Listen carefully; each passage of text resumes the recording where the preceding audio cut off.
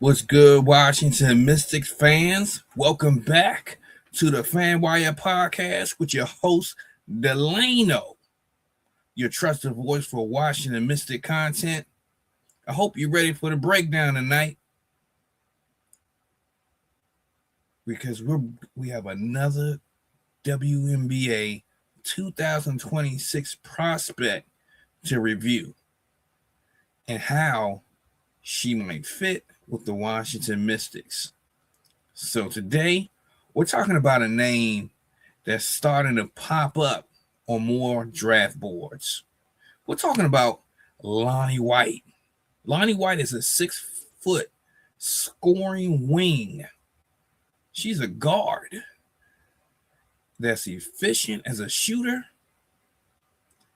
and she might be one of the most underrated floor spacing players in the entire 2026 WNBA draft class.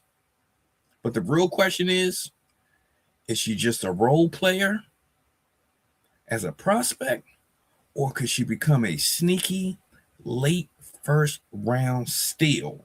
Or will she be a later round pick? Let's break it all down. Let's figure it out. If you're ready to go, let's go. Okay, so Lani White comes in with the ideal size for a WNBA wing / guard player. Now, again, she's a 6-foot guard / wing, and she's played in two prominent or known women's basketball programs. So we're talking about Utah and we're talking about Virginia Tech. And stylistically, she has the profile of a modern wing, two-way type of player, right?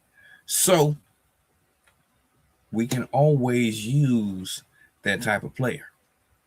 Any WNBA team, of course, can use these type of players, because if you break that down even further, if we dig a little bit into the weeds, that means that Lani White is a perimeter shooter, can score off the ball, or has off the ball scoring ability, is able to rebound from the guard spot, shows some versatility when it comes to defense.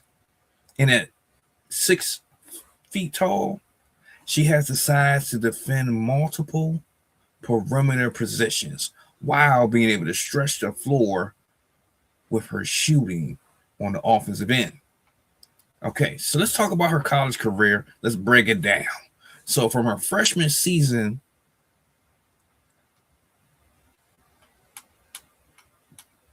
she really changed some things.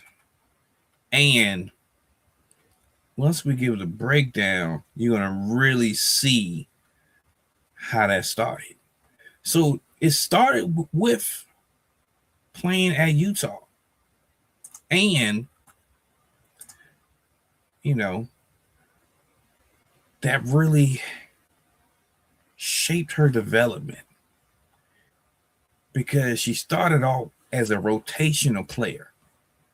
She played 23 games, averaging about a little bit under 10 minutes a game, but only averaged 3 points a game, 1.8 rebounds. So she wasn't a primary option on offense, but there were some flashes there. So what does that mean? She showed that she was a solid shooting guard. She had good mechanics. Off the ball awareness was good. On defense, she showed good energy.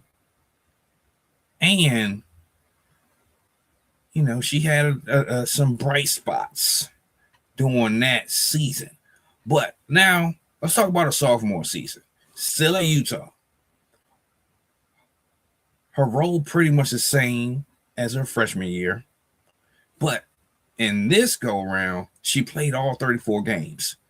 She averaged about 10 minutes a game while averaging pretty much 2 to 3 points a game. And if you're looking at this, you're saying that's not doing much.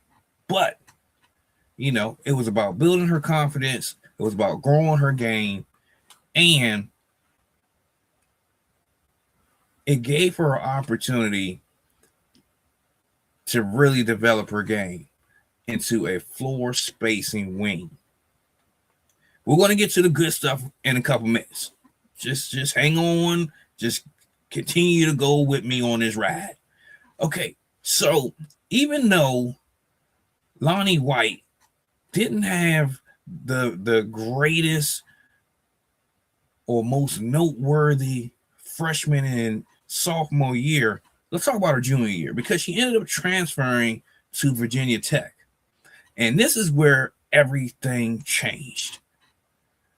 Okay, so Lani became a starter at Virginia Tech after transferring. So sometimes getting a change of scenery is all you need, or at least all you need to get a jump start. So her production increased to a little under 10 points a game, rebounding about 3 rebounds a game. Shooting definitely got better.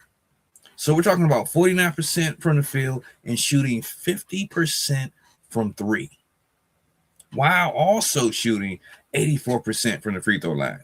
So you know what that means? She's starting to grow and be considered more efficient, right? Those are elite efficiency types of numbers at the college level.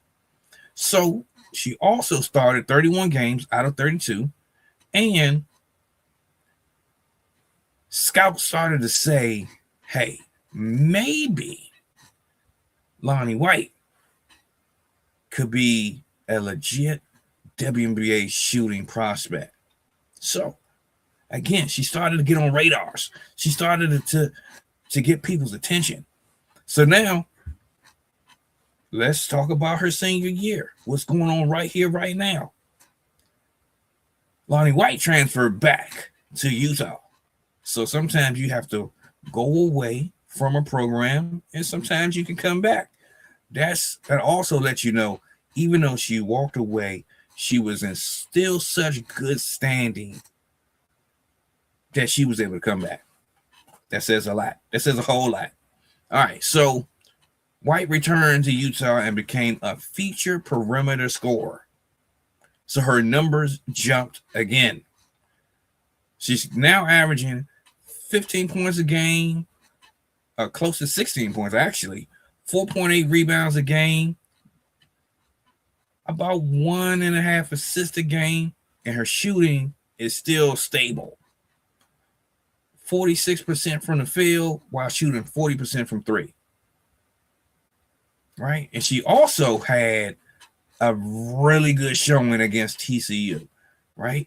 And we're going to break that video down in a second, and why we say it's very important.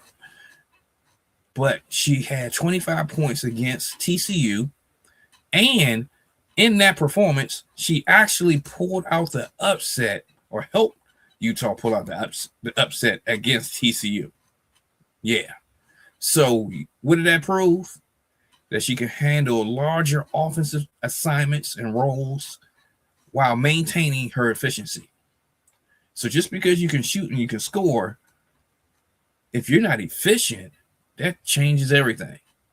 Because you can chuck up a lot of shots, but if you're not hitting them at a consistent rate, you're not reliable.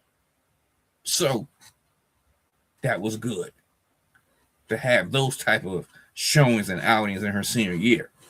All right, so overall, she shot well. She's shown that she's efficient. She's shown that she has role versatility. So she's not just a scorer. She can do multiple things. Because when she comes, if she comes into the WNBA, she's not going to most likely come in as a scorer. She's going to have to come in and establish herself as a role player that can shoot. But the thing is, what role will she have? Now, if we're looking at a snapshot of her skill set, again, she's an efficient level 3 level scorer, so she can shoot at the basket or close to the basket. Let's say that mid-level jump shot is good. Shooting 3 is good as well. She's an excellent catch and shoot player, so she definitely has that ability. That's always a plus. She has good size while being a perimeter player, and for being a guard, she's a strong rebounder. So with having experience playing in the ACC and the Big 12, that's good on your resume. It's not elite, but it's good on your resume. Now, playing in those high-level conferences, it says a lot. But the question is what she will do against higher-level competition, whether it's in the Big 10 or whether it's in the SEC, because those are the conferences that will have players that are consistently closer to being WNBA ready. So, again, it's about what she does against elite competition. All right, so areas of growth that she would definitely need to work on to open up opportunities in the WNBA. We're looking at playmaking, because it's kind of limited right now. So if she can check that box, that gets her one more step closer, right?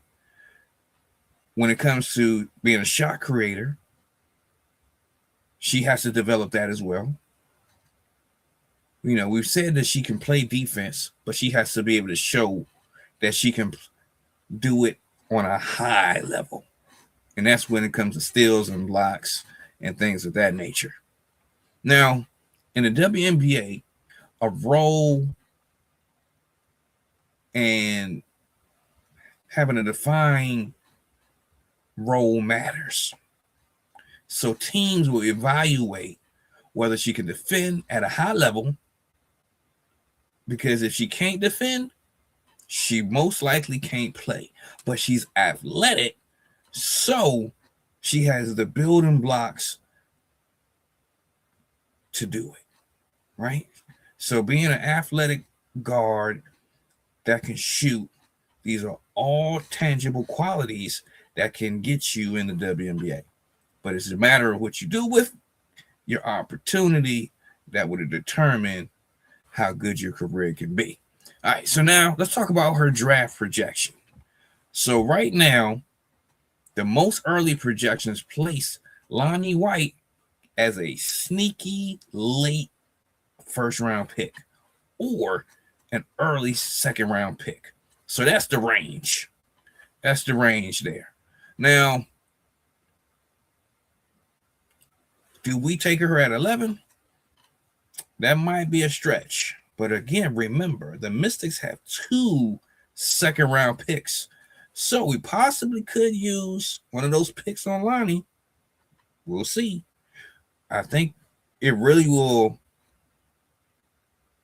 cement where she is in the draft based on what happens in conference tournaments and if Utah is in March Madness. I really think that her performances right here, right now, are her most important opportunities to show what she can do, what she got. Now, again, if she comes to the Mystics, she can give floor spacing. You can give a wing that has athletic ability, that has the willingness to play defense, but needs to actually develop into an even better defender. Now, again, whatever her performance is in March Madness and this conference tournament will determine where she goes, whether she slips or, again, if she becomes a sneaky late round, first round draft pick. All right. So why is her stock rising? It's simple. She offers what teams need in the WNBA. So I'm sure she's on the radar of Jamila Wideman, the general manager of the Washington Mystics. Because you're talking about a player that is able to move in space and able to relocate if need be, able to do pin downs and shoot while moving, and she's a catch and shoot shooter, which always helps with spacing, and she can score off. She has off the ball scoring ability, and she has good size for a wing player. So in a modern offense, spacing is everything. And Lani White may be one of the best floor spacing wings in the class. Okay? So her realistic role in the WNBA and with the Washington Mystics is a 3-and-D wing or a scoring guard off of the bench. Right? And additionally, an off-the-ball floor spacer. So all of that lumped together is pretty much a player that doesn't need a high usage to impact the game. Okay, so who does Lani White compare to in the WNBA? We got some interesting comps here. You know, so when you study her profile, the closest archetype will be Shanturi Walker-Kimbrough. That's one. So both players score the ball off of movement. They thrive in catch and shoot situations, and they can provide a burst off of the bench. The defensive upside, we're talking about Rebecca Gardner. Rebecca Gardner is a player that in college, she wasn't a major focus point for UCLA. However, with hard work, dedication, you can always improve. And she shows what development can be because she was a great help for the New York Liberty last season. So there's a possibility that Lani White could become that type of player.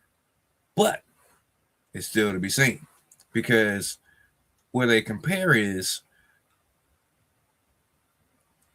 defense versatility, right? So Lani White should be able to defend guards, especially second unit guards and wings. Now, the shooting comp, we're looking at Lexi Brown.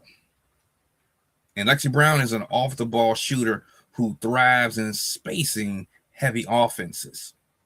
Now, how does Lani fit with the Washington Mystics? This is the FanWire angle. Okay? So, again, for Washington Mystic fans, there's a possibility that Lani can fit a role. Now, if the Washington Mystics want another shooting wing, White could fit off of the bench as a floor spacer alongside players like Sonia Citron and Kiki Irfin. In that lineup, her job will be simple. Move without the ball, knock down open threes, provide a scoring burst when opportunities present themselves. Now, that's a role, again, that every WNBA team needs. So the Washington Mystics are definitely not going to be the only team looking at Lani White. So, we'll see what happens. Now, the ceiling and the floor. What's the best case scenarios here? Again, late first round pick at best. Most realistic outcome, second round pick. But depending again how the end of this college career ends will determine her trajectory in the WNBA draft. All right. So let's do this. Let me give you some videos so that you can see some of what Lani White does.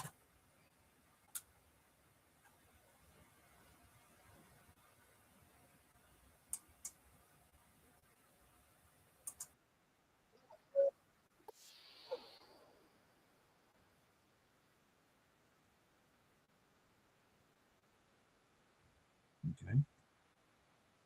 So she camps out on the three and she's able to relocate to get into the vision of whoever has the ball. If she's a knockdown shooter, it's almost elite.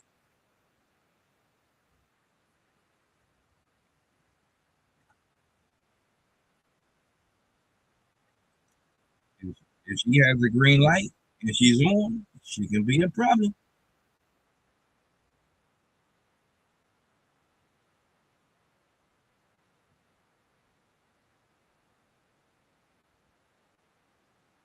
Yeah.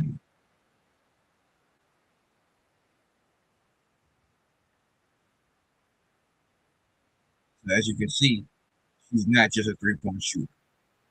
She can shoot from multiple areas on the floor. And she's able to run in transition and take advantage of opportunities. So she can move and shoot. So again, she could be a sneaky option for the Washington Mystics. Now, I got another video to show you, and this is against one of the top players that are coming out in the draft. So we'll talk through it a little bit more momentarily.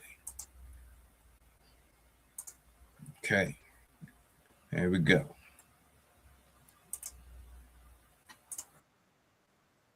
Okay, so this is against TCU, and one of the primary defenders on her was Olivia Miles. Okay,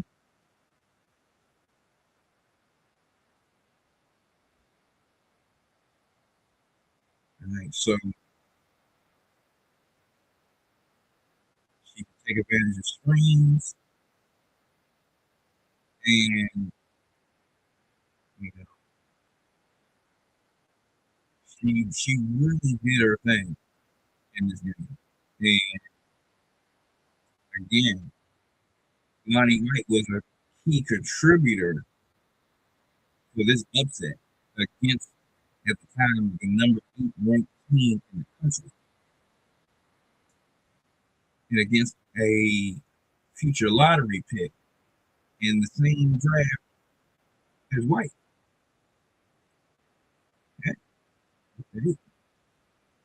These, with development, she could be a problem. So again, she could be a sneaky draft pick. And with her ability to score, she might, again, really jump up on some boards, especially how things can end up going in March Madness.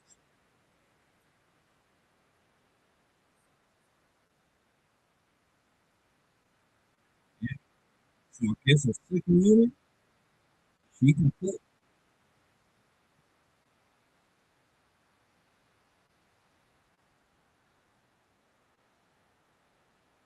Yeah. Yeah.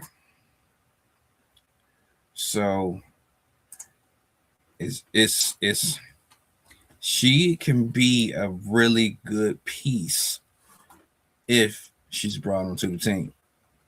So again, Lani White might not be the flashiest prospect in the 2026 draft, but she might be one of the most safest role players available. A 6-foot efficient wing / guard who can shoot and play within a system is exactly the type of player that sticks in the WNBA and could stick with the Washington Mystics. And again, if her shot is if she's performing well in March, she can cause some madness in this draft. So don't be surprised again if she becomes a steal of the draft. Now, or a steal in the draft. Let me say that. So again, that's it for the FanWire draft breakdown. We got another one in the books. So if you enjoyed this scouting report, make sure that you like the video. Make sure that you subscribe to the channel. Again, drop your thoughts in the comments. Let us know. Let's have some conversation about what you think about Lani White. And we're going to be dropping even more videos. We're ramping it up. We got a lot of prospects to review. So let me know, should the Washington Mystics consider drafting Lani White? Or should they go into a different direction when it comes to the wing? Because again, there's a lot of prospects in this draft class. Let's talk through it.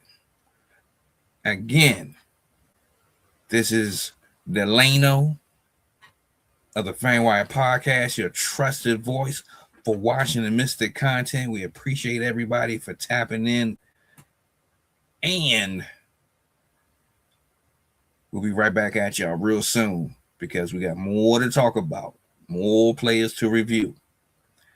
On that note, I'm out of here. Y'all.